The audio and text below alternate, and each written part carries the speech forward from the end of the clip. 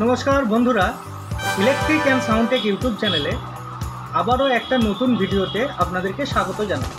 আজকের ভিডিওর বিষয়বস্তু হতে চলেছে সাউন্ড সিস্টেম। তো আমরা বেসিক্যালি আমাদের এলাকায় ক ধরনের সাউন্ড সিস্টেম দেখতে পাই এবং কিভাবে আমরা সাউন্ড সিস্টেমটাকে ভাগ করি। এক নম্বরে কম্পিটিশন, আপনারা দেখতেই পাচ্ছেন। এরপরে আছে রোড শো, যেটাও আমরা খুব আনন্দের সাথে করে থাকি। এরপরে সাধারণ সাউন্ড। এবার আমরা এগুলোর প্রকারভেদ কিভাবে জানব।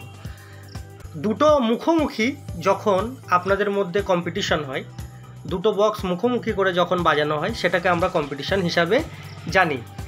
এরপরে যেটা আসে সেটা হচ্ছে গাড়িতে বেঁধে রোড শো, মানে রাস্তায় বাজাতে বাজাতে নিয়ে যাওয়া হয়, সেটাকে আমরা রোড শো বলে চিহ্নিত করি।